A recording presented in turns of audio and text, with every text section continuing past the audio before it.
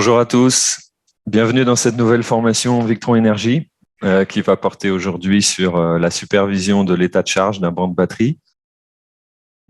L'agenda de la journée de la formation aujourd'hui, donc on va présenter Victron Énergie assez brièvement puisque beaucoup d'entre vous connaissent déjà nos activités. On va faire des notions de base et des rappels sur les batteries et le calcul d'état de charge.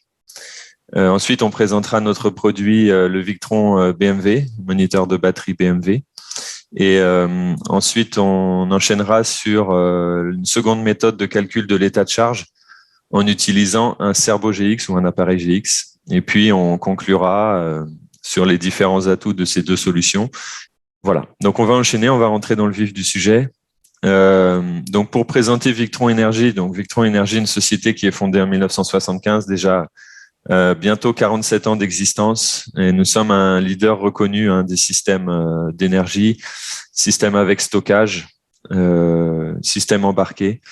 Donc, on travaille sur plusieurs marchés, notamment l'énergie solaire, les systèmes de backup, les systèmes d'autoconsommation, les télécoms, la marine, les véhicules. Et notre gamme de produits couvre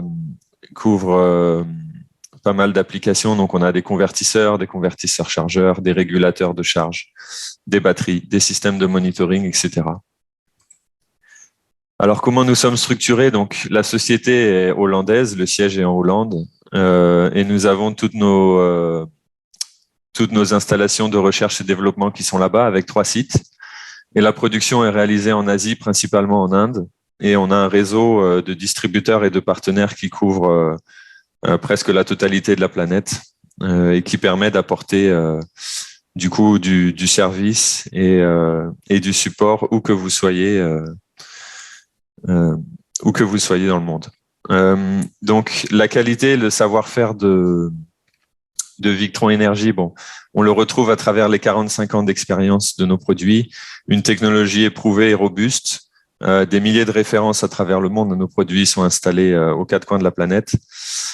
Et ça se traduit aussi par une garantie standard de 5 ans qui peut être portée à une durée de 10 ans.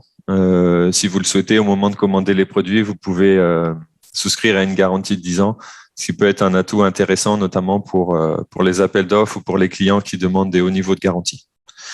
Nos produits sont adaptés aux conditions extrêmes, on le rappelle, c'est des produits qui sont issus à la base pour la marine, donc qui sont utilisés dans des bateaux, dans des environnements qui sont très agressifs en termes d'humidité, en termes de chaleur, en termes de sel. Et donc, nos produits sont spécialement conçus pour ces environnements et sont donc très résistants. Et puis enfin, on a tous les certificats qui permettent de prouver la sécurité de nos produits et les performances, que ce soit les certificats IEC, UL, CE, ISO, etc. Plus spécifiquement sur l'Afrique, donc on a un réseau en Afrique subsaharienne qui est très fort. On couvre plus de 35 pays et on fait en sorte d'apporter un support technique de proximité et un service après-vente efficace, puisqu'on sait que c'est très important sur le marché d'avoir des produits qui sont non seulement qui sont garantis, qui ont une garantie longue de 5 ans, mais qu'on peut aussi réparer sur place ou qu'on peut faire fonctionner la garantie et ainsi être couvert mondialement par la garantie Victron. On organise régulièrement des formations professionnelles. Là, ce webinaire, c'est l'objet d'une de nos formations. Et puis, on a aussi énormément de références à travers l'Afrique dans tous les pays du continent. Alors, notre gamme de produits, ça va aller du petit convertisseur, un simple onduleur de 250 VA, jusqu'à des gros convertisseurs chargeurs de 15 kVA, le Quattro 15 kVA. Donc, on a une gamme très large qui permet de faire énormément de tailles de systèmes, qui permet de faire des systèmes monophasés, triphasés, et aussi qui peut gérer le multi-unité. Donc, on peut atteindre des puissances qui vont jusqu'à 180 kVA. En termes de régulateurs de charge solaire aussi, on a une large gamme de MPPT, ça va de 10 à 200 ampères. On a des systèmes de supervision, des systèmes tout en un. On a l'onduleur chargeur et le régulateur MPPT qui est intégré dans un seul boîtier. Donc, c'est ce qu'on peut appeler des systèmes hybrides. Et puis des batteries, batteries au gel, batteries AGM. Alors, notre gamme de solutions, là aussi, j'ai un peu évoqué. Donc, ça va aller du tout petit système en courant continu d'essai. On a juste un petit régulateur MPPT qui va recharger une batterie et puis on va utiliser le courant en 12 volts ou en 24 volts, jusqu'au gros système là tout à droite où on est sur du multi-unité, plusieurs MPPT, plusieurs onduleurs chargeurs. Et là, on va pouvoir gérer des puissances jusqu'à 180 kVA. Donc, on peut alimenter des sites industriels, on peut alimenter des villages, on peut alimenter des hôpitaux. Voilà. Donc, maintenant, on va attaquer le vif du sujet de la formation. Et on va faire des rappels sur les notions de base. Donc, pour beaucoup d'entre vous, c'est déjà des choses qui sont maîtrisées. Pour ceux pour qui c'est pas le cas, je vous invite à vous reporter à une session de formation qu'on a fait qui portait sur les batteries et les systèmes de stockage. Vous avez 2 heures de formation qui sont très complètes sur ce thème-là et qui sont en français. Donc, vous pouvez revisionner ces formations pour renforcer vos compétences. Alors, concernant les grandeurs utilisées, donc les grandeurs qu'on va présenter et qu'on va utiliser tout au cours de la formation, c'est les volts et les ampères-heure, puisque les batteries sont la dénomination commerciale des batteries mentionne toujours les volts et les ampères-heure. Donc, ce qu'il faut déjà savoir, c'est que des ampères-heure, c'est simple, c'est des ampères fois des heures. Donc, par exemple, quand on a 100 ampères-heure, ça veut dire qu'on peut fournir, cette batterie peut fournir 10 ampères pendant 10 heures ou encore 1 ampère pendant 100 heures. Donc, c'est un courant en ampères qui circule pendant un temps donné, ça nous donne des ampères-heure. Ensuite, quand on multiplie la tension nominale de la batterie par la capacité en ampères-heure, on obtient des volts ampères-heure ou plus simplifié, des watts-heure. Donc, des watts-heure, c'est une énergie. Donc, c'est l'énergie qui est stockée dans la batterie. Donc, quand on fait, là, si on prend l'exemple, on a une batterie de 12 volts et 110 ampères-heure.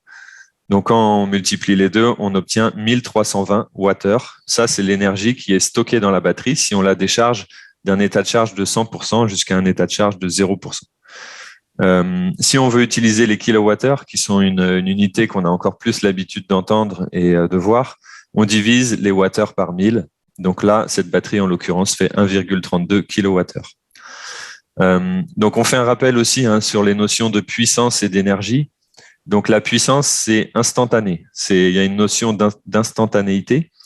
Et la puissance que peut développer une batterie, ça va être les volts fois les ampères. Donc, si vous avez, par exemple, une batterie de 12 volts qui vous donne 10 ampères, ça vous fait 120 watts. Ça, c'est la puissance instantanée qui est en train de délivrer la batterie. Et ensuite, si vous multipliez cette puissance par un temps, eh bien, vous obtenez une énergie. Et cette énergie, elle s'exprime en watts-heure ou en kilowattheure. Donc, si on revient sur l'exemple, 12 volts fois 10 ampères, ça fait 120 watts. Et si on utilise cette puissance pendant 10 heures, eh bien, on fait 1200 watts-heure, soit 1,2 kilowattheure. Voilà. Donc, ça, c'est une notion très importante. On voit très souvent des erreurs qui sont faites entre puissance et énergie. C'est très souvent mélangé. Donc, il faut bien dissocier les deux.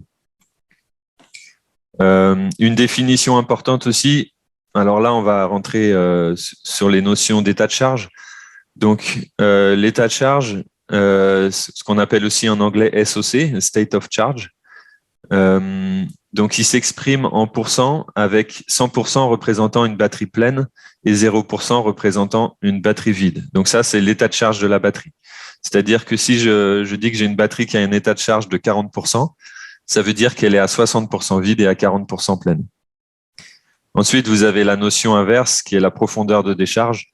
Donc, quand on parle en profondeur de décharge, ou en anglais, c'est DOD ou DOD, donc Depth of Discharge, profondeur de décharge. Quand la batterie est pleine, la profondeur de décharge est de 0%.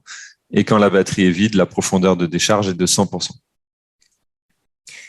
Alors, une autre définition, qu'est-ce qu'un cycle de charge? Donc, un cycle de charge, c'est un cycle où on va décharger la batterie puis la recharger. Donc là, dans la courbe que vous avez sous les yeux, vous avez la batterie qui se décharge durant la nuit, un niveau de charge qui est aussi entre 60% et 30% d'état de charge, et la journée qui se recharge à 100%. Donc en énergie solaire photovoltaïque, généralement, un cycle de charge, c'est une journée, puisqu'on décharge les batteries la nuit et on recharge la journée. Donc on fait un cycle de charge-décharge par jour. Alors, maintenant, on va rentrer dans des notions un petit peu plus avancées. concernant les paramètres qui affectent les capacités d'une batterie. Puisque sur une batterie, quand vous achetez une batterie, vous avez une capacité en ampère-heure qui est indiquée sur la batterie. Mais cette capacité va dépendre de certains facteurs. Donc, un des facteurs, c'est la vitesse de décharge. Ça veut dire en combien de temps vous souhaitez décharger votre batterie. La règle, c'est que plus vous déchargez la batterie et moins vous allez pouvoir sortir d'ampère-heure, moins vous allez avoir de capacité disponible. En revanche, et à l'opposé, si vous déchargez la batterie très lentement, vous allez obtenir plus d'ampère-heure et plus de capacité que la valeur nominale de la batterie. Donc, la valeur de capacité de la batterie est toujours donnée avec un temps de décharge en heures. Généralement, c'est 20 heures, parfois c'est 10 heures, parfois c'est 100 heures. Mais ça indique en combien de temps la batterie est déchargée. Donc, si on devait donner une image, un peu un parallèle de cette histoire de capacité, c'est comme si vous demandiez à un athlète de courir une certaine distance. Si vous lui demandez de courir à un rythme très élevé, de sprinter, il ne va pas pouvoir couvrir une distance très importante. Par contre, si vous lui demandez de marcher, il va du coup utiliser beaucoup moins d'énergie, il va être capable d'aller beaucoup plus loin.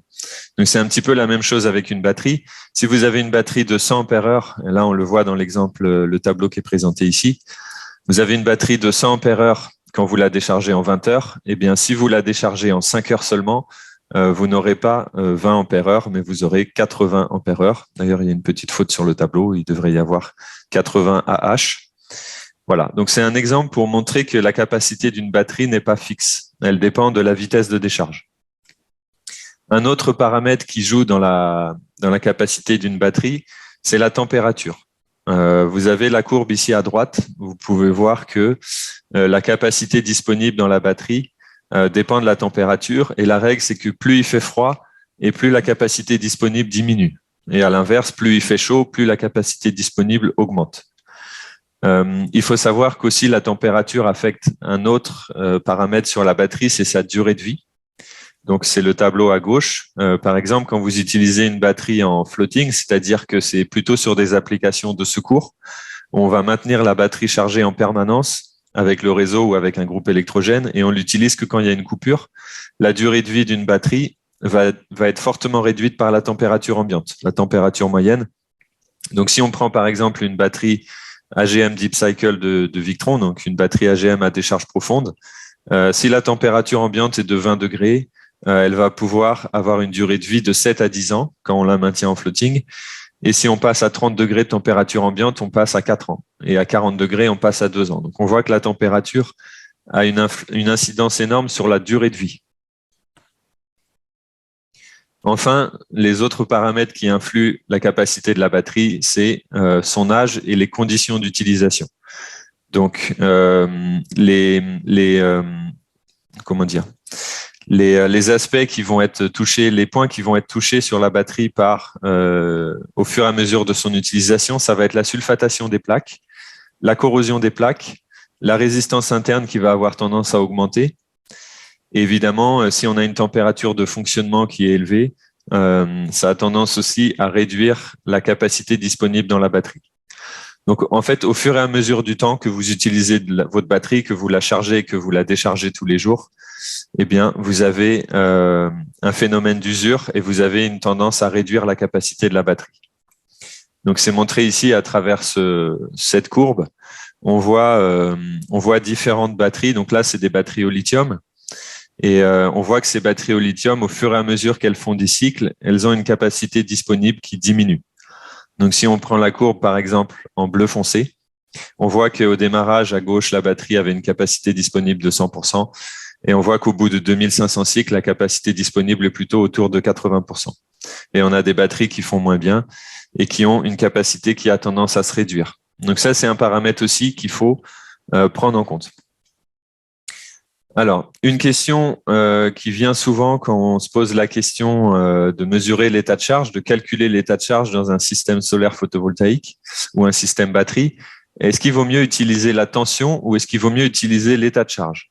Alors, ce qu'il faut savoir, c'est que la tension d'une batterie, c'est un indicateur qui est très peu fiable de l'état de charge, puisque la tension varie sensiblement suivant le courant et entrant de la batterie. Donc, si vous tirez un fort courant de la batterie, la tension va avoir tendance a chuté fortement, puisque la résistance interne de la batterie fait descendre la tension. Et inversement, quand vous rechargez la batterie, vous avez la tension qui peut augmenter. Et c'est des proportions qui sont assez importantes, hein. C'est plus ou moins 10 à 15%. Donc, ça veut dire qu'en fait, c'est très difficile simplement avec la tension de savoir si une batterie est chargée ou pas. Ça pose aussi un problème pour déterminer la tension de coupure basse qui sert à protéger les batteries. Vous savez bien, quand on utilise un convertisseur, on va programmer la tension de coupure basse ou en anglais le low voltage cutout, qui est en fait la tension de sécurité où on va cesser de décharger la batterie pour la protéger en cessant d'alimenter les appareils et les charges électriques. Donc là, on voit à travers la courbe en bas à gauche qu'en fait, la tension va avoir un comportement différent si on décharge la batterie avec un fort courant ou avec un faible courant. Et ça dépend de l'utilisateur, puisque si l'utilisateur utilise beaucoup de puissance, il va prélever un fort courant sur la batterie et il va avoir tendance à faire descendre rapidement la tension. À l'inverse, si l'utilisateur utilise très très peu de puissance et décharge sa batterie tout doucement, la tension de la batterie va très peu chuter, mais ça ne veut pas forcément dire que la batterie n'est pas déchargée. Donc, c'est des fois très compliqué de déterminer un seuil de coupure de batterie qui soit à la fois performant et à la fois sécuritaire pour bien protéger la batterie. Donc, à ce niveau-là, nous, Victron, on a développé un algorithme qui s'appelle coupure dynamique, ou en anglais dynamic cutoff, et qui permet en fait d'ajuster la tension de coupure de la batterie en fonction de l'ampérage qui est prélevé sur la batterie. Donc ça, c'est une fonctionnalité que vous trouvez sur les convertisseurs Phoenix et vous les trouvez aussi sur les applications ESS et c'est une fonctionnalité qui est très intéressante.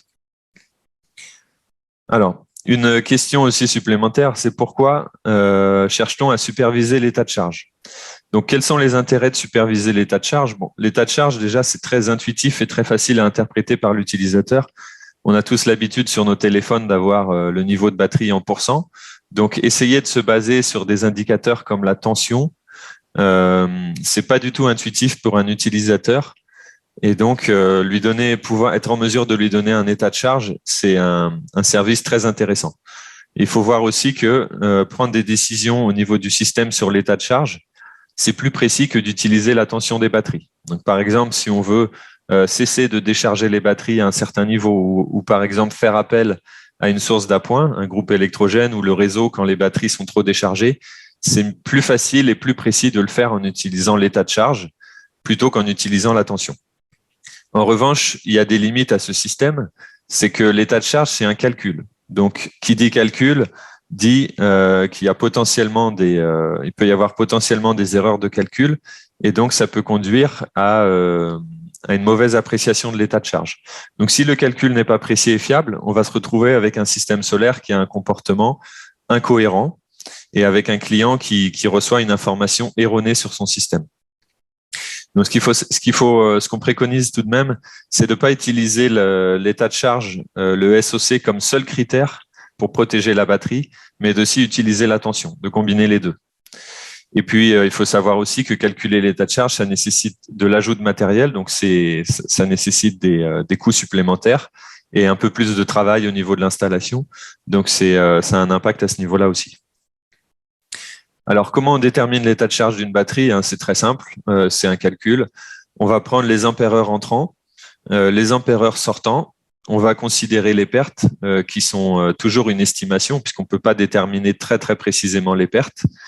Et puis, on va effectuer ce qu'on appelle une synchronisation, c'est-à-dire que le système va se recalibrer sur un niveau de charge en fonction d'une certaine étape du cycle de charge de la batterie qu'on va paramétrer pour que le système puisse la reconnaître. Donc voici c'est ça les 4 points principaux qui permettent à un calculateur d'état de charge de fonctionner. Ce qu'il faut savoir aussi, c'est que on l'a vu, la vitesse de décharge de la batterie a un effet sur sa capacité. Donc pour ça, le calculateur va utiliser ce qu'on appelle l'indice de Peukert. C'est une formule, un algorithme qui permet de calculer la capacité réelle de la batterie en fonction du courant qu'on prélève sur la batterie. Et puis enfin, on estime les pertes avec un facteur d'efficacité de charge. Donc c'est un facteur qui est fixe. Et qui va faire en sorte d'estimer les pertes, même si on peut pas les connaître parfaitement et précisément. Alors, précision du calcul et synchronisation. Donc, on l'a dit, la synchronisation, c'est le système va se recalibrer automatiquement suivant des paramètres de tension et courant qui sont définis. On va les voir un peu plus loin dans la formation. Et la synchronisation, elle est très importante puisqu'elle permet au système du coup, de se recalibrer, se resynchroniser sur un état de charge, puisqu'au fur et à mesure du temps, il va y avoir forcément une petite erreur, une petite déviation qui va s'induire dans l'état de charge des batteries. Et si cette erreur et cette déviation n'est pas corrigée, on se retrouve avec un système à la fin qui dit n'importe quoi et on peut être trompé sur l'état de charge. Donc là, on voit sur la courbe, ça c'est des courbes qui sont issues de notre plateforme de supervision VRM. Donc c'est un système réel qui fonctionne. Et on voit ici qu'il y a une synchronisation à un certain moment de la journée où l'état de charge, le SOC, est passé, on va dire, de 80% à 100% brutalement en l'espace d'une minute, parce que le calculateur d'état de charge de la batterie a déterminé que la batterie a reconnu que la batterie était chargée à 100%. Et du coup, il s'est resynchronisé et ça a permis de corriger l'état de charge. À l'inverse, si on voit que le système n'effectue pas une synchronisation, on va avoir une déviation, une erreur qui se construit au fil des jours. Et là, on voit sur une période à peu près de 2 mois, 1 mois et demi, 2 mois, on voit un état de charge qui a tendance à s'affaisser, qui a tendance à se réduire. Et si cette situation n'est pas corrigée, au bout de 3-4 mois, en fait, le moniteur de batterie va afficher un état de charge de batterie qui va être proche de 0%. Et ça ne veut pas forcément dire que les batteries sont vides. Ça veut simplement dire que le moniteur de batterie n'a pas été synchronisé, n'a pas pu reconnaître à quel moment la batterie était pleine à 100%. Et donc, il affiche une valeur qui est erronée et ça peut avoir des incidences néfastes sur le système. Donc, il y a 2 cas de figure, en fait. Il y a un cas de figure où le calculateur de batterie va sous-évaluer l'état de charge. Donc, ce qui va se passer, c'est que l'utilisateur va être inquiet, le client va vous appeler et il va vous dire, je comprends pas, j'utilise très peu d'énergie et pourtant mes batteries sont très basses. Je suis inquiet. Est-ce que vos batteries sont bonnes? Est-ce qu'il n'y a pas un problème? Et ça peut aussi induire des coupures de système. C'est-à-dire que le système va détecter que l'état de charge de la batterie est trop bas. Il va éteindre le système alors que pourtant les batteries ne sont pas du tout déchargées. Donc ça, c'est le premier cas de figure. Et puis le deuxième cas de figure, c'est au contraire un SOC qui est surévalué. Donc c'est-à-dire que le moniteur de batterie affiche toujours une valeur élevée de SOC alors qu'en réalité, il l'est pas forcément. Et la batterie peut être déchargée. Donc là, c'est plus dangereux parce que le client, lui, va penser que ses batteries sont toujours bien pleines et il va avoir tendance à consommer plus d'énergie. Et aussi, la sécurité de coupure du système ne va pas forcément bien fonctionner. Donc, la batterie sera pas bien protégée. Et si les mesures ne sont pas prises à temps, au bout de quelques mois, on peut avoir des batteries qui sont chroniquement déchargées et donc qui vont cesser de fonctionner, qui vont être détruites très rapidement. Donc ça, ce cas de figure numéro 2, c'est le cas de figure qui est le plus dangereux. Donc, c'est pour cela qu'on fait cette formation, qu'on fait ce webinaire. C'est pour que vous puissiez correctement et bien régler vos moniteurs de batterie pour qu'ils aient un affichage de SOC qui soit fiable.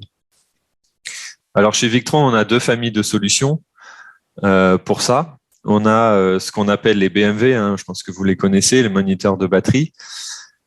Et on a aussi une solution qui passe par des appareils GX. Donc actuellement, c'est plutôt le Cerbo GX qu'on préconise d'utiliser, mais ça fonctionne évidemment avec le Color Control GX et avec le Venus GX.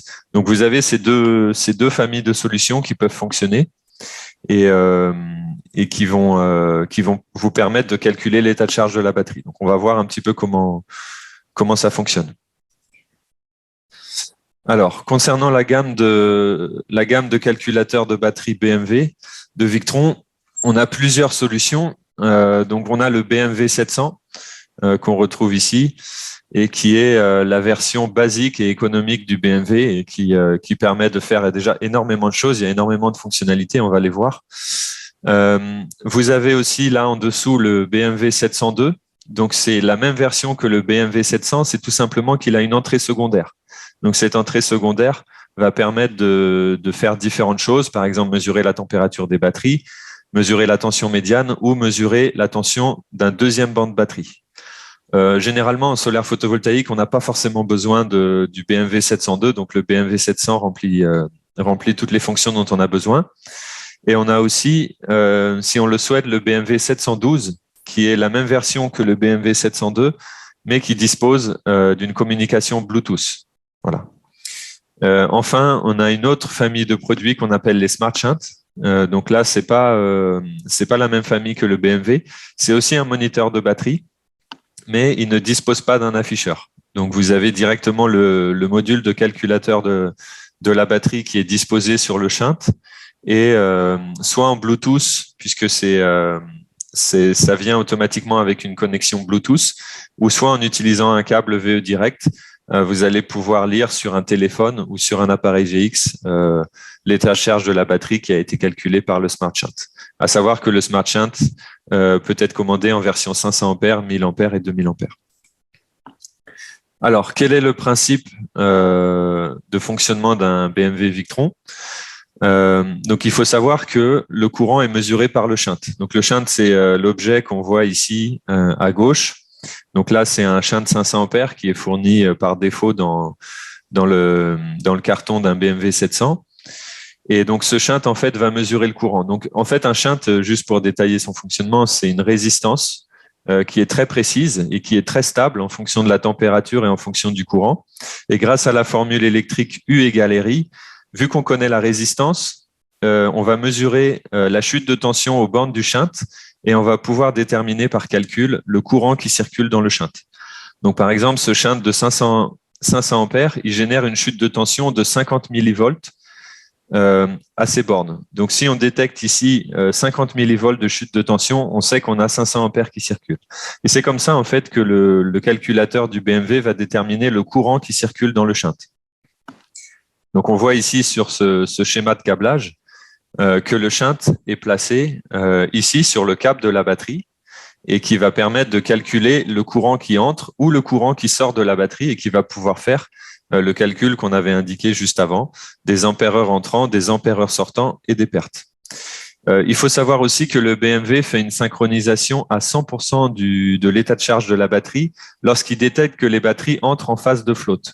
Donc, ça va être justement toute la subtilité de programmer un BMW, c'est de déterminer à quel moment nos batteries entrent en flotte, et à ce moment-là, le BMW va le reconnaître et il va indiquer, il va forcer l'état de charge à 100%, puisqu'il va savoir que quand les batteries sont en flotte, les batteries sont entièrement chargées. Alors, comment on installe un BMW?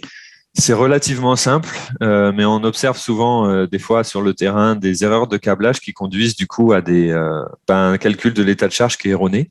Donc, quand vous ouvrez la boîte d'un BMW, vous avez ça, c'est la photo que vous avez sur la gauche, avec un shunt équipé d'une petite plaquette électronique, un afficheur, un câble rouge d'alimentation qu'on va aller repiquer sur le positif du banc de batterie, et puis un câble de communication RJ11 qui fait une grande longueur. Donc, c'est intéressant puisque ça peut permettre de déporter l'afficheur assez loin du banc de batterie. Donc, on peut avoir le banc de batterie qui est dans un local technique du logement, et puis on peut avoir l'afficheur qui est dans un endroit où on va être beaucoup plus présent et on va pouvoir suivre, voir si besoin, on va pouvoir avoir une alarme audible qui va permettre d'indiquer à l'utilisateur que les batteries sont trop déchargées. Donc voici, là vous avez un schéma en 3 dimensions du principe de câblage du BMW. Donc c'est relativement simple. Et puis vous avez ici en bas à gauche une vue du shunt. Alors avec le shunt, il faut bien faire attention. Le shunt a un sens. Et s'il est installé dans le mauvais sens, évidemment, le BMW va mal calculer l'état de charge de la batterie. Donc comment on détermine le sens du shunt? C'est écrit dessus. Il y a une partie to battery, donc en anglais à la batterie, et il y a une partie to load, qui est en anglais qui signifie à la charge, mais qui peut être aussi soit des consommateurs, soit aussi des chargeurs, donc des sources de courant. Donc le principe de câblage du shunt, c'est que vous branchez la batterie d'un côté et rien d'autre, et de l'autre côté, vous allez brancher tout ce qui va consommer ou fournir du courant, donc ça peut être les onduleurs chargeurs, les MPPT. Ensuite, vous avez un câble qui se connecte sur la borne positive de la batterie. Si c'est une batterie de 12 volts, vous branchez sur la partie 12 volts. Si c'est un banc de batterie en 48 volts ou en 24 volts, vous branchez sur la tension, la dernière batterie du banc de batterie qui va vous délivrer la tension de 24 volts ou de 48 volts. Et ce câble, il est protégé par un porte-fusible. Il y a un petit fusible en ligne qui permet, si à un moment il y a un faux contact ou quelque chose, un court-circuit, c'est le fusible qui va protéger le câble et l'installation. Donc voici un autre schéma et principe de câblage du BMW qui est un peu plus détaillé. Donc on voit ici le BMW qui est placé entre le jeu de barre DC, sur lequel on vient raccorder tous les fournisseurs d'énergie ou les consommateurs d'énergie. Donc un chargeur, par exemple, ça va être un MPPT. Un chargeur ou une charge électrique, ça va être le multiplus. Et une charge DC, on vient les connecter sur le jeu de barre et eux, ils vont aller fournir du courant ou prélever du courant sur le jeu de barre. Et on va avoir l'excédent de courant qui va venir charger la batterie.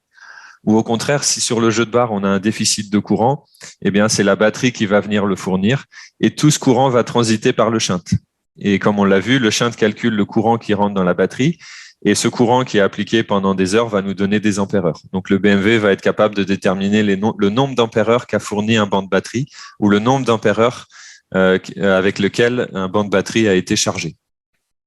Alors, ce qu'il faut savoir aussi, c'est que la première fois que vous allez, quand vous installez un système et que vous connectez le BMW, par défaut, au moment où il démarre, le BMW va afficher un état de charge de batterie à 100%. Ça, c'est totalement arbitraire. Le BMW ne peut pas savoir quel est l'état de charge de la batterie puisque les batteries sont neuves, elles viennent juste d'être installées, elles sont pas encore utilisées. Mais c'est au fur et à mesure de l'utilisation que le BMW va comprendre quel est l'état de charge de la batterie. Et au bout de quelques jours, maximum une semaine, votre BMW va être capable d'afficher un état de charge de batterie qui est fiable et qui est cohérent, puisqu'il va se corriger tout seul grâce aux synchronisations. Alors justement, on en vient un peu sur cette partie très critique et très importante du paramétrage d'un BMW, c'est la synchronisation. Et comme on l'a dit tout à l'heure, c'est détecter à quel moment les batteries vont entrer en état de charge de flotte.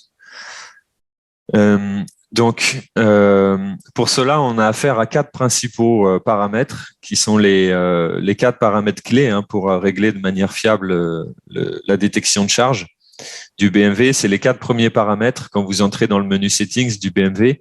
Le premier paramètre, c'est Battery Capacity, donc c'est la capacité de la batterie. Donc ça, c'est très simple. Vous indiquez en ampères-heure le nombre d'ampères-heure que vous avez dans votre banc de batterie. Le deuxième paramètre, c'est Charge Voltage, ou la tension chargée en français, donc qui indique à partir de quel seuil, au-dessus de quel seuil, la batterie est en flotte. Troisième paramètre, c'est le Tail Current, ou le courant de queue, qui indique justement, c'est un seuil bas. À partir en dessous de ce seuil-là, le BMW va savoir que la batterie est entrée en flotte. Et enfin, il y a un quatrième et dernier paramètre, c'est Charge Detection Time, c'est la durée de pleine charge. Et en fait, il faut que les conditions numéro 2 et numéro 3 soient remplies pendant cette période de temps. Donc, par défaut, c'est 3 minutes. Il faut que ces 2 conditions-là, de charge voltage et de tail current, soient présentes et vraies pendant plus de 3 minutes pour que le BMW automatiquement fasse une synchronisation. C'est-à-dire que le BMW va dire, d'accord, là, je détecte qu'on est entré en flotte et donc j'indique, je force mon état de charge de batterie à 100%. Donc, si on reprend un exemple, une courbe typique de charge de batterie, on a les 3 phases de charge. Là aussi, si vous ne maîtrisez pas ces aspects-là, je vous invite à vous reporter à notre cours sur les batteries et sur le stockage. Mais donc, on a une première phase qui s'appelle le bulk, où c'est la phase de charge de masse, où en fait, on va envoyer un maximum de courant. Donc, le courant est indiqué en bleu ici. On envoie le maximum de courant possible dans la batterie de manière à faire monter la tension. Donc, on va avoir dans cette phase de charge de masse, de bulk, on va avoir la tension de la batterie qui monte et on envoie le maximum d'ampères possible dans la batterie pour la recharger le plus rapidement possible. Une fois qu'on a atteint la tension d'absorption, c'est-à-dire la tension maximale que peut accepter la batterie, on va avoir une phase où on maintient une tension fixe et on va avoir le courant qui diminue. Puisque là, la batterie arrive en fin de charge, donc petit à petit, on finit de la remplir. Et donc, petit à petit, le nombre d'ampères qui circulent dans la batterie diminue. Donc ça, c'est la phase d'absorption. Donc cette phase d'absorption, les chargeurs sont paramétrés pour l'appliquer pendant un temps donné. Ça peut être 2 heures, 4 heures, 6 heures. Nous, avec nos MPPT Victron, on a mis un peu d'intelligence dans cette fonctionnalité. On a ce qu'on appelle une absorption adaptative, c'est-à-dire que le MPPT, le régulateur solaire, va calculer la durée d'absorption optimale en fonction de la batterie. Et donc il va l'adapter, il va la réduire si nécessaire. Donc, ça permet de charger de manière optimale la batterie et de bien la protéger, de bien étendre sa durée de vie. Et une fois qu'on a terminé cette phase d'absorption, le chargeur, donc que ça soit un MPPT ou un Multiplus ou un Quattro, va passer en phase de float. Donc là, on abaisse la tension. On passe d'une tension d'absorption, là par exemple, on est à 14,7, 14,8 volts. Et on abaisse la tension en float, par exemple, à 13,6. Et là, à ce moment-là, on a un tout petit courant qui continue à circuler dans la batterie et qui sert juste à maintenir la batterie en charge.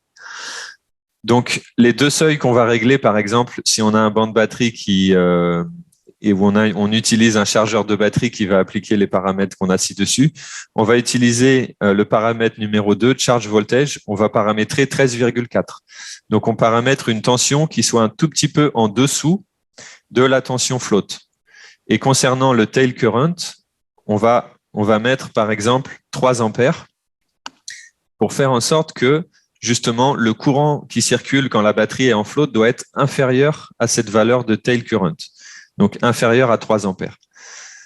Et donc, si on a ces deux conditions-là qui sont réunies durant un certain temps, ce qu'on appelle le charge detection time, à ce moment-là, on va opérer une synchronisation du banc de batterie et on va recalibrer à 100% l'état de charge. Donc, c'est vraiment ça les paramètres qui sont clés. Et souvent, quand on a des affichages d'état de charge de batterie qui sont erronés, c'est 99% du temps, c'est lié à ces paramètres qui ont été mal configurés. Donc, voilà le principe. Je répète encore. La tension charge voltage, la tension doit être supérieure à la valeur ici, la barre en rouge, 13,4 volts, et le tail current doit être inférieur à cette valeur qui a été paramétrée en bleu. Donc, si on prend un exemple dans la vie réelle, là, c'est un système qui fonctionne, un système Victron, et qui est supervisé sur notre plateforme VRM. Vous avez ici une courbe de fonctionnement typique d'une journée. Donc, vous avez en bleu la tension, et en jaune, vous avez le courant. Donc, ce qui se passe, c'est que la nuit, on a une tension qui diminue, puisqu'au fur et à mesure qu'on prélève du courant, la tension de la batterie diminue. Et puis, le matin, vers 8h, 9h, on a le solaire qui commence à recharger la batterie et on observe une élévation de la tension de la batterie. Du côté du courant, c'est la même chose. Là, ici, la barre noire en pointillé figure un courant nul. Donc, la nuit, on prélève ici du courant en orange, en négatif. Et ensuite, le matin, à partir de peut-être 8h30, 9h, on va passer sur un courant positif. Donc, on va commencer à recharger la batterie. Donc, là, ici, dans cette partie de la matinée, on voit la tension de la batterie qui monte jusqu'à atteindre un seuil. Et ce seuil-là, je pense que vous l'avez deviné, c'est la tension d'absorption. Donc, on voit ici le régulateur MPPT qui fait en sorte de maintenir cette tension d'absorption pendant une durée déterminée. Donc là, il la maintient peut-être jusqu'à 14h, 15h l'après-midi.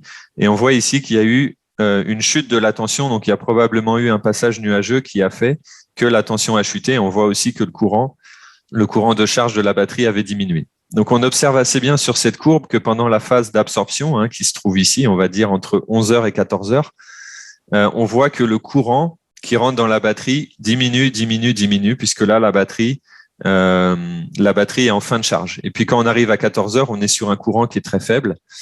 Et là, on voit le régulateur MPPT qui passe sur une tension de float. On voit un clair décalage entre la tension qui était appliquée ici à 14h et la tension qui est appliquée ici vers 15h. Donc là, on sait que à l'endroit où il y a la flèche, je vais revenir sur la précédente, l'endroit où on a la flèche, on est passé en float. Et c'est à ce moment-là que le BMW, le moniteur de batterie, va faire une synchronisation, puisqu'il a détecté que la tension en bleu, elle était supérieure à la ligne rouge, et que le courant en orange, il était inférieur à la ligne bleue. Donc la synchronisation, elle a lieu à ce moment-là sur la courbe de fonctionnement, puisque c'est le seul moment où on a une tension de batterie qui est supérieure à la ligne rouge et un courant batterie qui est inférieur à la ligne bleue. On voit ici que juste quelques minutes avant, les deux conditions n'étaient pas remplies. La condition de courant était remplie. On a un courant qui est inférieur à la ligne bleue. Mais par contre, la condition de tension n'était pas remplie. Parce qu'on a vu, là, il doit y avoir un nuage et on a la tension qui descend sous le seuil charge voltage. Donc là, le BMW ne peut pas synchroniser la batterie puisque les deux conditions ne sont pas remplies. Et c'est la même chose le matin. ou la nuit, vous avez votre courant qui est inférieur au tail current. Donc, la première condition tail current est remplie. Par contre, la tension est en dessous du charge voltage. Donc, la condition de tension charge voltage n'est pas remplie. Donc, comme cette deuxième condition n'est pas remplie, le BMW n'a pas le droit de synchroniser. Donc, c'est seulement à ce moment-là de la courbe, en fin d'après-midi, qu'on va avoir une synchronisation à 100% de l'état de charge.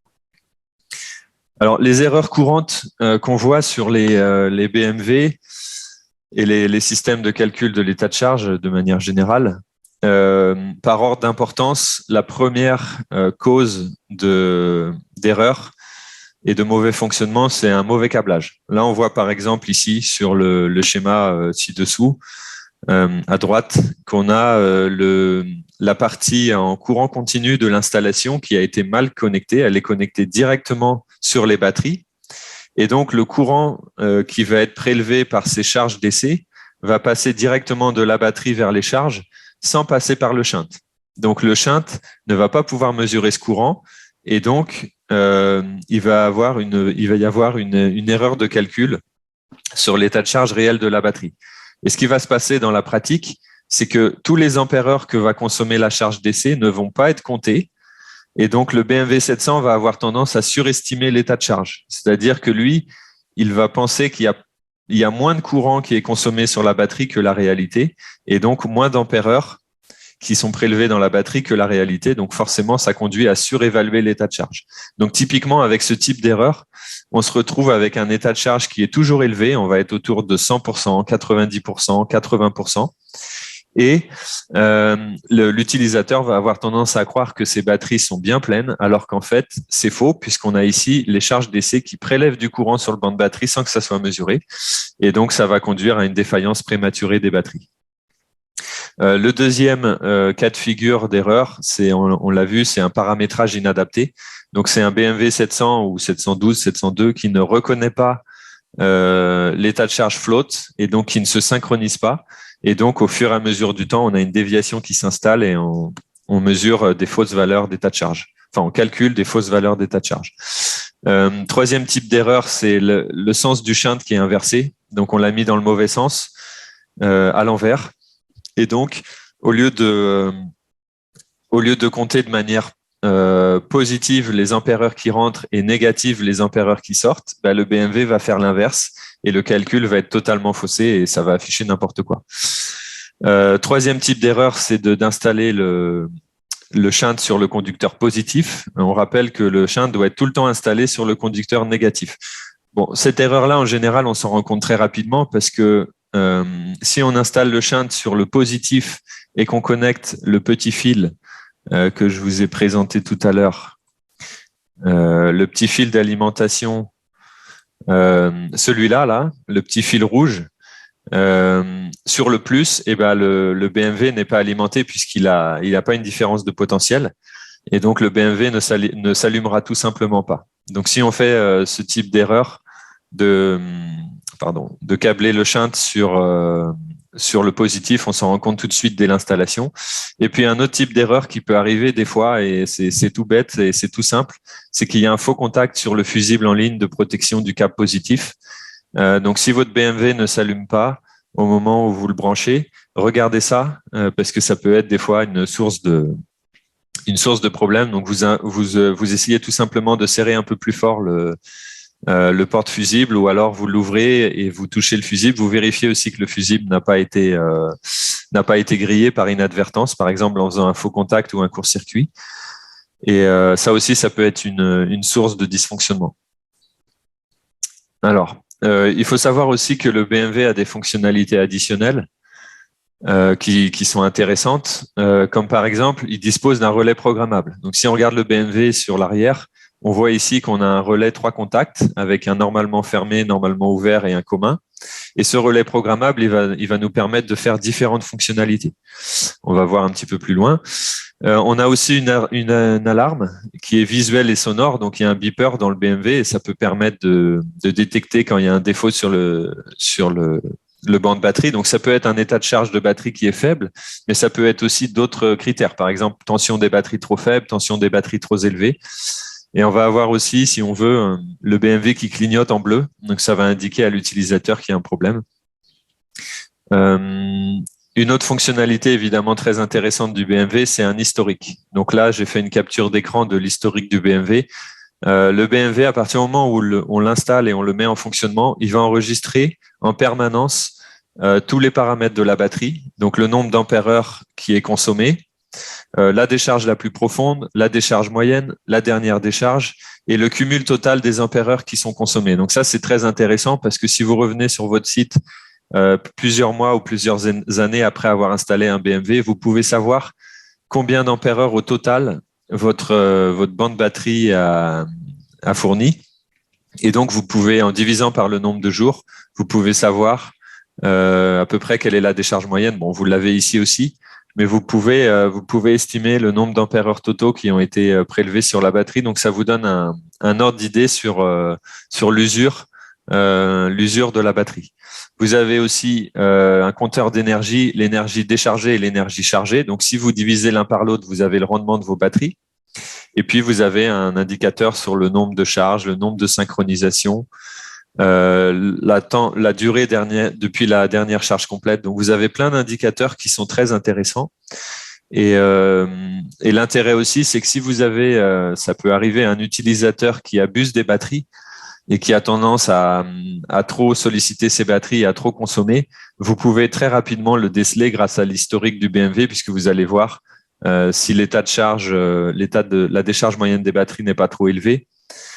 Si vous avez un problème de synchronisation, vous pouvez aussi directement le détecter là dans l'historique, puisque vous allez pouvoir voir si un nombre de synchronisations est très très faible. Ça veut dire que votre système ne détecte pas bien les synchronisations, ou alors ça peut indiquer aussi, c'est possible que les batteries ne sont pas régulièrement chargées et n'atteignent pas régulièrement le float. À ce moment-là, si votre compteur de synchronisation est très bas, ça peut indiquer ça aussi. Donc voilà, l'historique est très intéressant à ce niveau-là. Enfin, vous avez sur les versions BMW 702 et 712, vous avez une entrée secondaire, on va détailler un peu plus loin, qui peut permettre de faire des choses intéressantes. Et puis, si vous le souhaitez, là, vous avez fourni par défaut dans un BMW, vous avez un shunt de 500 ampères. Donc 500 ampères, ça permet déjà de faire des systèmes qui sont puissants. Mais si vous voulez faire des systèmes encore plus puissants, vous pouvez interchanger ces shunts. Et on a différents shunts en stock chez Victron. On a 1000 ampères, 2000, 6000 ampères. Donc 6000 ampères, ça permet de faire des systèmes qui sont énormes, jusqu'à 288 kVA en 48 volts. Donc avec ça, vous pouvez aller sur n'importe quel type de système, même les plus puissants. Vous avez tout simplement à interchanger le shunt de 500 ampères avec un shunt de 6000 ampères. Et vous avez un paramètre dans le BMW qui indique le calibre du shunt. Donc vous avez juste à le changer de 500 vers 6000 et puis comme ça, vous êtes capable de monitorer un banc de batterie avec des courants qui sont très, très élevés. La connectivité du BMW. Donc, le BMW en lui-même, il communique puisqu'il est équipé d'un afficheur et de boutons. Mais si on veut le faire communiquer de manière encore plus simple et encore plus interactive, on peut, si on veut, le connecter à un appareil GX, donc un Color Control ou un Servo GX, en utilisant un câble VE Direct. Donc, le standard qui est utilisé sur les BMW, c'est VE Direct. Si on veut connecter sur un ordinateur, on peut utiliser un câble VE Direct ou USB. On va brancher le VE Direct dans le BMW et puis l'USB dans l'ordinateur. Et puis, si on n'a pas un modèle qui est équipé d'un Bluetooth, on peut venir ajouter un Bluetooth, soit de manière temporaire ou soit de manière permanente, en utilisant un dongle Bluetooth. L'intérêt, c'est qu'après, on peut se connecter avec un smartphone et on va pouvoir, sur Victron Connect, retrouver ce type d'affichage avec toutes les informations sur votre moniteur de batterie qui est affiché sur votre téléphone. L'entrée secondaire du BMW, donc comme on dit, c'est uniquement sur les modèles 702 et 712. Ça permet de faire trois types de choses. Donc ça va être, par exemple ici, mesurer une batterie secondaire. Donc ça, c'est plutôt une application qu'on retrouve dans les véhicules ou dans les bateaux. On a une batterie stationnaire qui sert à alimenter les équipements du bord. Et puis, on a une batterie moteur qui est la batterie de démarrage. Et on va pouvoir, avec cette entrée secondaire B2, on va pouvoir mesurer la tension de cette batterie. Donc, si à un moment, cette tension devient trop faible, le BMW peut alarmer l'utilisateur et ça permet du coup de superviser cette batterie. Alors, ça va juste superviser la tension. ça ne va pas superviser l'état de charge, puisqu'on n'a pas une shunt qui est câblée sur cette batterie précisément. Ensuite, si on veut, on peut, ça aussi, ça peut être une fonctionnalité intéressante, c'est de mesurer la tension médiane. Donc, par exemple, si vous avez un banc de batterie en 24 volts, vous avez deux batteries de 12 volts, eh bien, vous venez mesurer la tension de la première batterie et vous avez votre BMW qui, automatiquement, lui, va mesurer la tension globale du banc de batterie. Donc là, ce qui va se passer sur cet exemple, c'est que vous allez pouvoir mesurer la tension 0,12 volts de la première batterie et la deuxième batterie 12-24 volts, vous allez aussi pouvoir la mesurer. Et si à un moment vous avez un écart trop important, entre la tension de la première batterie et la tension de la deuxième batterie, vous allez pouvoir aussi indiquer une alarme. Donc ça, c'est intéressant parce que ça peut permettre de détecter des déséquilibres de charge. Donc ça aussi, c'est quelque chose que vous pouvez penser à faire sur certains de vos systèmes. Et puis enfin, une troisième fonctionnalité de l'entrée secondaire, c'est d'utiliser une sonde de température. Donc, c'est une sonde qu'il faut acheter séparément. Elle n'est pas fournie dans la boîte du BMW. Là, je vous ai mis la référence. Et vous la câblez en fait directement sur la bande positive de la batterie. Donc, ce qu'il faut savoir, c'est qu'en fait, le fil noir va aller sur le B2, le fil rouge va aller sur le B1. Et après, vous allez pouvoir retrouver sur le BMW votre température de batterie. Et si votre BMW est équipé de Bluetooth, et que vos chargeurs MPPT sont aussi équipés d'un Bluetooth, vous allez pouvoir les mettre en réseau Bluetooth qu'on appelle le VE Smart Networking.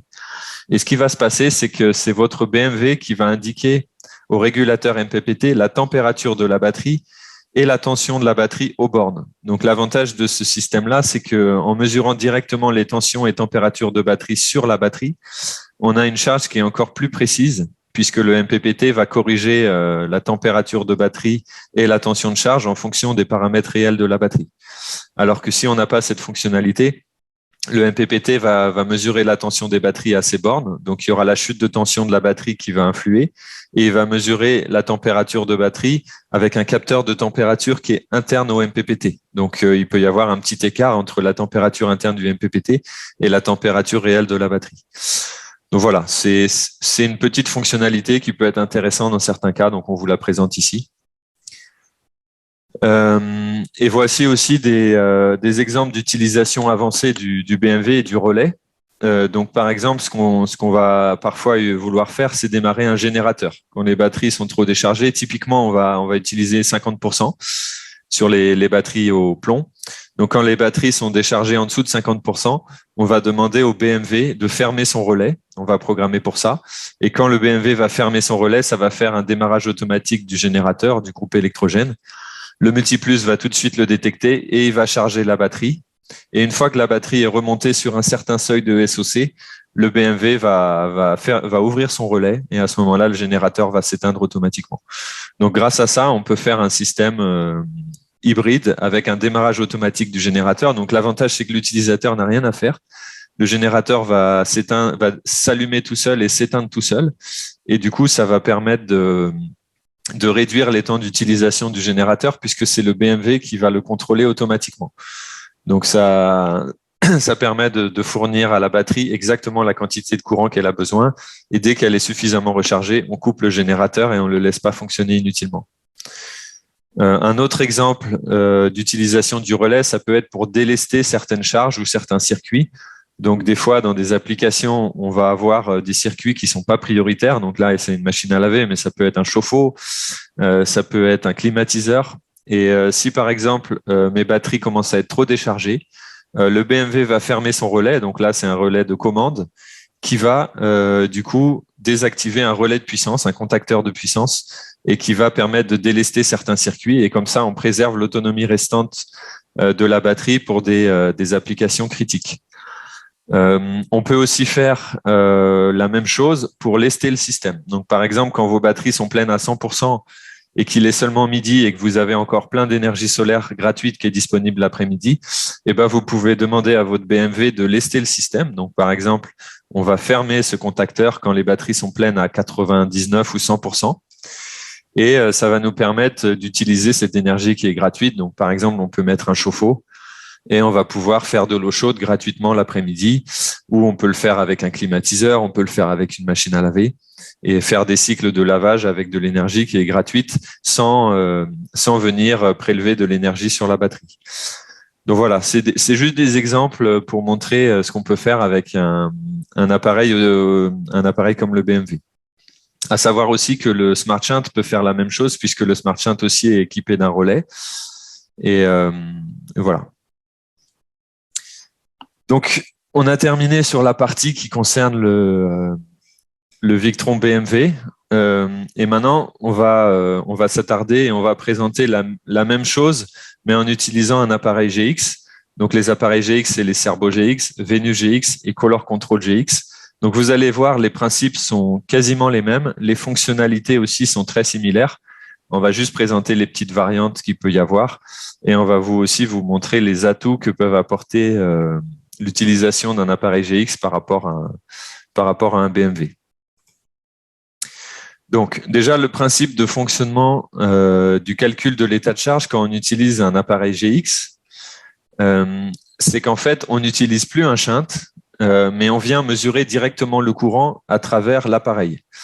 Donc, par exemple, ici, sur la gauche, vous avez un système qui utilise un convertisseur seul. Donc, c'est un système de backup ou un système de secours anti-délestage.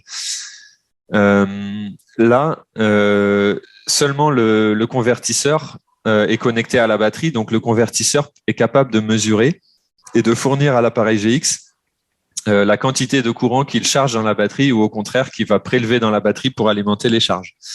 Et donc, à partir de cette information, l'appareil GX va être capable de calculer l'état de charge de la batterie et donc de l'afficher sur son moniteur. Donc, on n'a plus besoin d'utiliser un BMW et un shunt pour ça. On peut le faire directement avec un appareil GX. Évidemment, il faut que l'appareil GX il soit connecté au multiplus ou au quattro. Donc là, ça se fait au moyen d'un câble VE bus. Et automatiquement, le multiplus ou le quattro va communiquer les ampères qui sont fournis ou qui sont prélevés sur la batterie.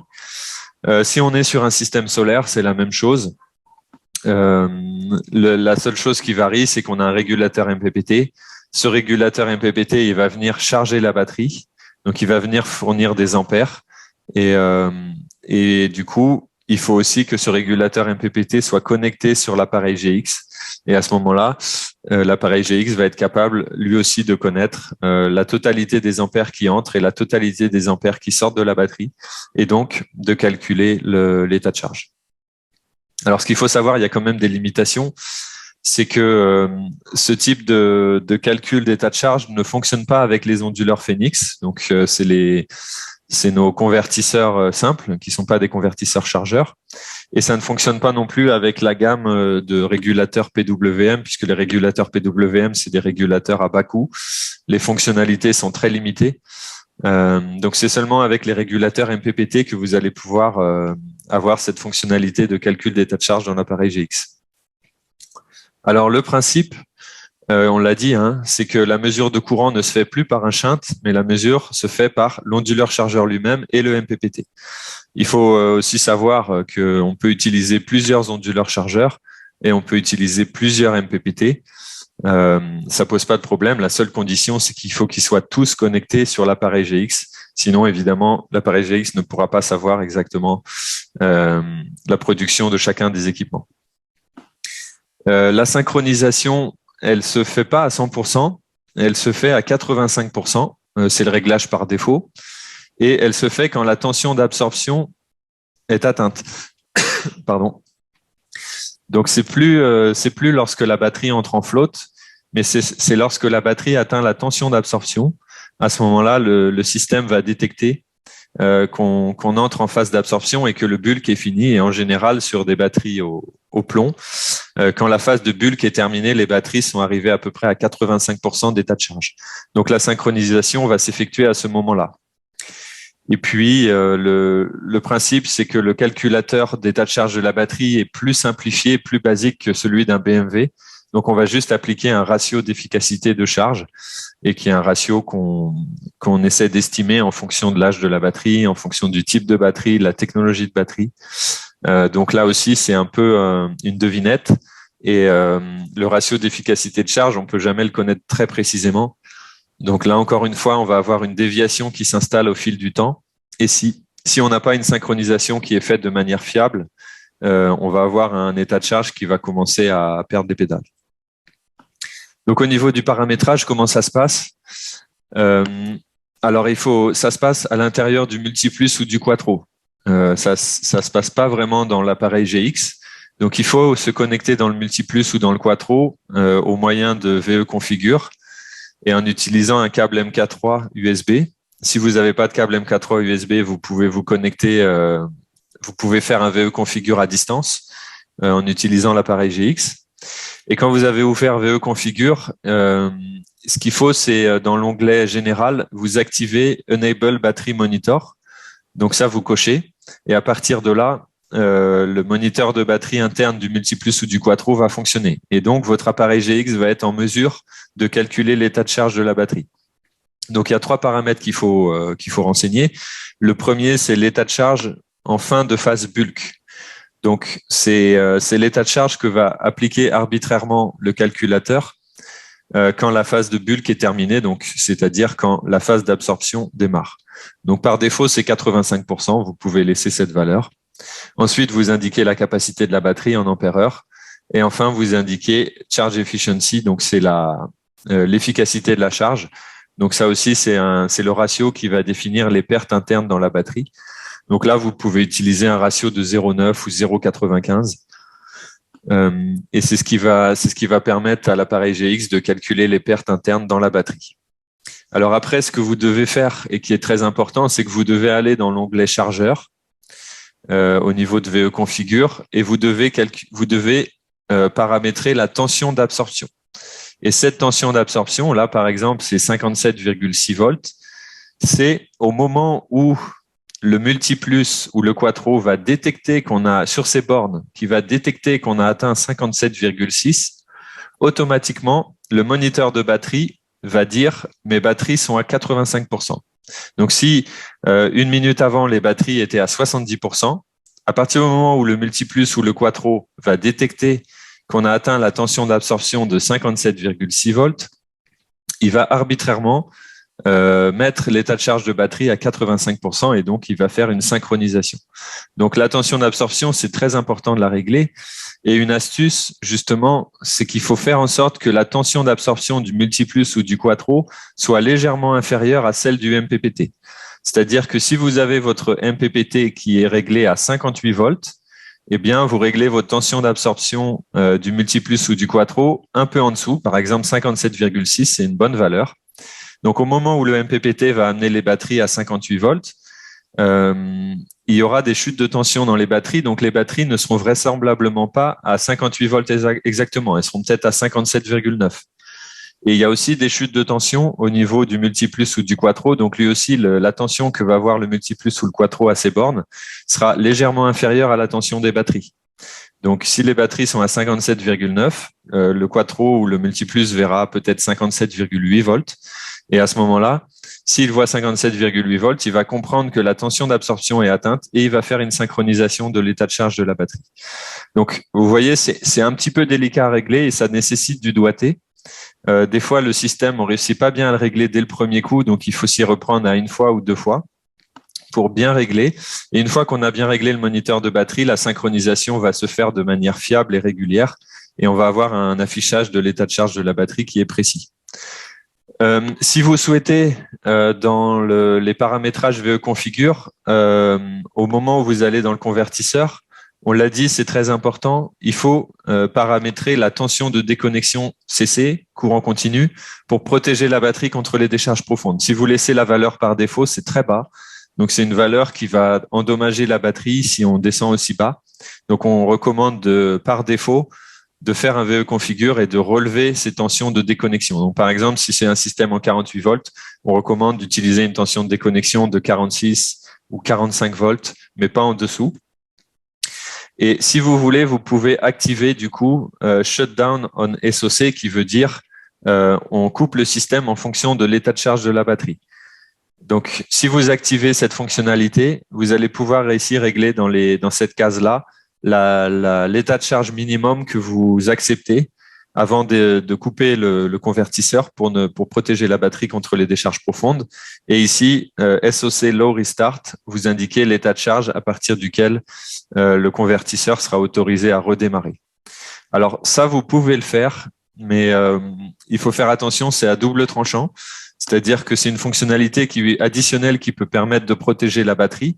Mais si par contre, votre moniteur de batterie n'a pas été bien réglé et que vos réglages sont faux, vous pouvez avoir un système qui va calculer l'état de charge de la batterie de manière erronée, qui va penser que la batterie est trop déchargée alors qu'elle ne l'est pas.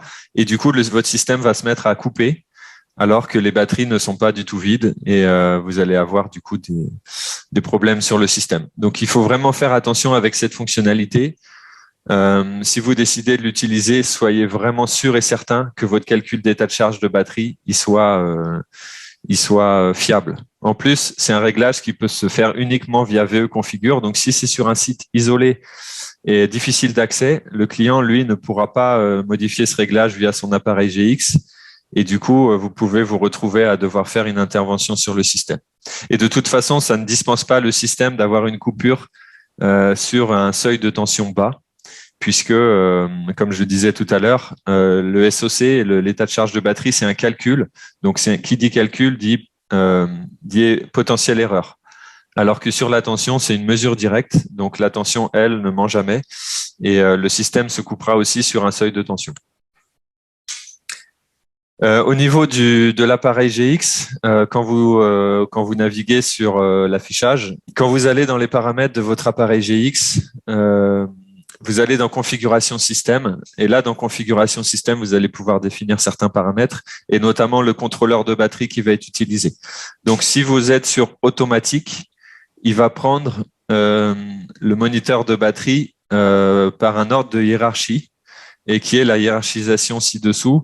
Donc, si vous avez une batterie intelligente, type batterie lithium avec un BMS qui communique avec votre appareil GX, avec votre Cerbo GX, il va utiliser par défaut ce BMS puisque c'est considéré comme le système de monitoring et de calcul de la batterie qui est le plus fiable.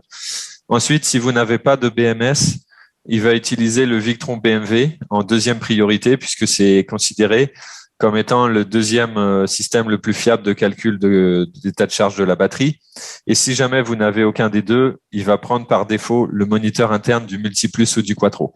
Donc, on voit ici, par exemple, sur le système, sur la capture d'écran, le contrôleur de batterie est défini sur automatique. Et celui qui a été sélectionné automatiquement, c'est le Quattro. Donc, le moniteur de batterie du Quattro va être celui qui indique le pourcentage de charge de la batterie à l'appareil GX. Si jamais sur ce système, on vient installer un Victron BMW et on vient le brancher, vu qu'on est sur automatique, directement le Cerbo GX va venir utiliser l'état de charge qui est communiqué par le BMW plutôt que celui qui est communiqué par le Quattro, puisqu'il est considéré comme étant plus fiable. Et enfin, si on vient installer une batterie lithium avec un BMS qui communique, comme par exemple une batterie BYD ou une batterie Pylon-Tech, à ce moment-là, c'est le BMS de cette batterie qui va devenir le BMS prioritaire et celui qui indique le pourcentage de charge au Cerbo GX. Alors, quelles sont les erreurs courantes quand on utilise un Cerbo GX pour calculer l'état de charge de la batterie? C'est un petit peu les mêmes choses que sur le BMW. La principale erreur, c'est qu'en fait, on a une synchronisation qui est défaillante. Donc, quel est le mécanisme? Le mécanisme, c'est que le Multiplus ou le Quattro ne détecte jamais la tension d'absorption. Et du coup, il ne synchronise jamais. Et comme il synchronise jamais, on a une déviation de l'état de charge petit à petit au fil des jours, au fil des semaines. Et à la fin, le calculateur indique n'importe quoi. Donc, les causes par ordre de hiérarchie, c'est que principalement, il faut s'assurer que la tension d'absorption qui est paramétrée dans le Multiplus ou dans le Quattro est supérieure à la tension d'absorption du MPPT. Faites bien attention parce qu'il y a la compensation de température. Par défaut, votre MPPT, il va réduire la tension de charge des batteries en fonction de la température. Comme en Afrique, on a des températures qui sont élevées. Si par exemple, vous avez paramétré votre MPPT pour charger vos batteries à 14,4 volts, la compensation de température va abaisser cette tension, peut-être à 14,2. Donc à ce moment-là, si vous avez réglé votre multiplus avec une tension d'absorption même qui est de 14,3, eh bien, vous n'allez jamais atteindre 14,3, donc vous n'allez jamais synchroniser, et à la fin, vous aurez un état de charge qui est totalement défaillant. Donc, faites bien attention à ça. La compensation de température va avoir tendance à abaisser la tension de charge. Et enfin, la chute de tension dans les câbles, et c'est d'autant plus vrai si vous avez des câbles qui sont un peu fins et qui sont un peu longs. On peut avoir des chutes de tension dans les câbles qui sont de l'ordre de plusieurs millivolts ou plusieurs dixièmes de volts. Et à ce moment-là aussi, ça va avoir tendance à faire en sorte que le multiplus ne détecte pas la tension d'absorption. D'accord ? Après, les autres types d'erreurs, c'est exactement les mêmes que sur le BMW. C'est quand on a fait un mauvais câblage et que, par exemple, on a des appareils qui ne sont pas connectés sur le Cerbo GX, mais qui vont quand même charger les batteries ou au contraire consommer sur les batteries. Et à ce moment-là, c'est des ampères-heures qui sont non comptabilisées. Et évidemment, ça va fausser l'équilibre et ça va faire défaillir l'état de charge des SOC. Et puis voilà, les dernières causes, c'est des paramètres qui sont mal ajustés. Donc des fois, on a par exemple l'état de charge quand le bulk est atteint, quand le bulk est terminé, par défaut c'est 85%. Mais si on vient modifier ce réglage et mettre une valeur qui est totalement déconnante, par exemple on met 50%, et ben évidemment le calculateur d'état de charge va afficher n'importe quoi. C'est la même chose aussi au niveau de l'efficiency factor. Si on met la mauvaise valeur, ça va faire des problèmes. Ça, c'est un exemple avec un calcul d'état de charge en utilisant un multiplus, un quattro et un appareil GX. On voit ici que le système, il fait une synchronisation à 85%, presque tous les jours. Et puis, on voit, il y a des jours, la phase d'absorption fait en sorte que la batterie, l'état de charge de la batterie monte. Là, on monte jusqu'à 93, 94%. Mais on voit qu'on est plutôt situé autour de 85. Donc ça, c'est typiquement un affichage de SOC batterie quand on utilise un appareil GX.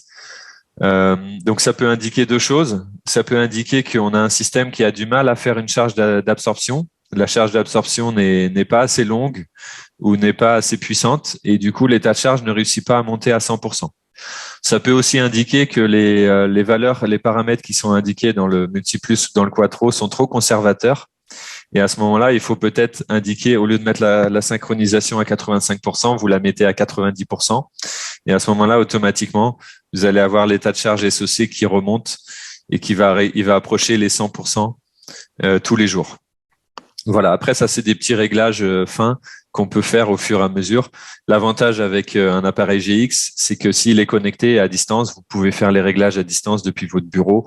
Vous n'avez pas besoin de vous déplacer chez le client et vous pouvez avoir un affichage d'état de charge qui est extrêmement précis sans avoir sans cesse à retourner chez le client. Voilà, donc on a terminé sur la présentation des deux principales solutions pour le calcul de SOC. Alors pour conclure un peu de manière globale sur ces deux solutions, quels sont les atouts que vont vous apporter le BMW? Donc ce qu'il faut savoir, c'est que le calcul d'état de charge du BMW est quand même plus précis et plus fiable que celui qui est fait par un Cerbo GX, puisqu'on a un shunt et on a un calculateur qui est plus puissant. On a vu, on utilise l'indice de Puckert. On a certains indicateurs qui sont plus précis, donc la fiabilité de l'affichage sera meilleure. L'autre intérêt du BMW, c'est qu'on a un affichage intégré. Donc, ça peut être intéressant puisque l'utilisateur va pouvoir directement voir l'état de charge de la batterie. Ça ajuste la capacité en fonction de la vitesse de décharge, ce que n'est pas capable de faire le Cerbo GX, puisque lui, le BMW, comme on l'a dit, il applique le coefficient de Puckert et en fonction du courant qui est prélevé sur la batterie, il va calculer en temps réel la capacité réelle qui est disponible pour l'utilisateur. Donc ça, c'est intéressant aussi. Une autre fonctionnalité qui est bonne, c'est que on a un historique et donc ça nous permet de savoir tout ce qui se passe sur la batterie et éventuellement de se couvrir en cas d'utilisation abusive. Et puis enfin, une dernière petite fonctionnalité, c'est qu'on a une entrée secondaire. Ce qu'il faut retenir sur le BMW, c'est que c'est intéressant pour les petites installations. Quand on a un budget qui est un peu serré et qu'on peut pas se permettre d'acheter un Cerbo GX, ça peut être intéressant de mettre un BMW. L'autre intérêt, c'est que si on a besoin d'un calcul d'état de charge de batterie qui soit très précis, ça peut être intéressant du coup d'utiliser le BMV puisque le calculateur est un peu plus précis.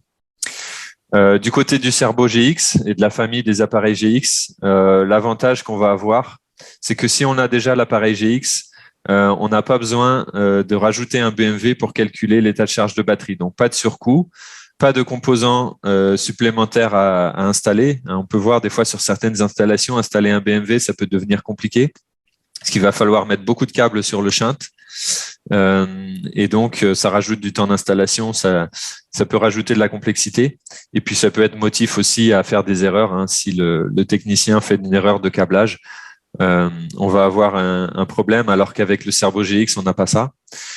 En fait, le point principal du Cerbo GX, c'est que c'est un appareil qui est beaucoup plus puissant que le BMV. Alors, évidemment, il est 2 fois plus cher que le BMV, mais par rapport au surcoût, on va avoir des fonctionnalités qui sont incomparables, notamment le monitoring à distance. Si on a une connexion Internet sur site, on va pouvoir faire des choses qui sont extrêmement avancées et extrêmement intéressantes avec le Cerbo GX que le BMV ne sera jamais capable de faire. On va pouvoir avoir une fonction data logger, c'est-à-dire qu'on peut enregistrer, si le Cerbo GX, on met une carte micro SD dedans ou une clé USB flash, on va pouvoir enregistrer tout ce qui se passe. Donc, on retrouve aussi la fonction historique, mais de manière beaucoup plus pointue, puisqu'on va mesurer non seulement ce qui se passe au niveau de la batterie, mais on va mesurer aussi ce qui se passe au niveau du solaire, on va mesurer ce qui se passe au niveau de la charge, on va mesurer ce qui se passe au niveau du réseau ou du générateur. Donc, c'est très intéressant. Et puis, sur le Cerbo GX, on a des relais, on a des entrées auxiliaires, on peut mesurer de la température. Donc, on peut faire quasiment les mêmes choses ou plus de choses qu'un BMV. Et avec des fonctionnalités additionnelles comme le monitoring et le data logger. Donc, dans ces cas-là, le Cerbo GX va être la solution de choix pour des systèmes de moyenne puissance et de forte puissance. Donc, à partir de 3 kVA, pour des systèmes de 3 kVA, on recommande fortement d'utiliser un Cerbo GX. Et après, évidemment, rien n'empêche d'utiliser l'un et l'autre, c'est-à-dire qu'on met un BMV, on le connecte en VE direct sur le Cerbo GX. Et à ce moment-là, on retrouve les 2 fonctionnalités des produits, donc un calcul de charge extrêmement précis et les fonctionnalités de contrôle à distance. Voilà. Donc, la formation est terminée. J'ai un petit peu dépassé sur le temps. Je vous prie de m'excuser pour ça. Donc, merci à tous. Et puis, à très bientôt. Au plaisir.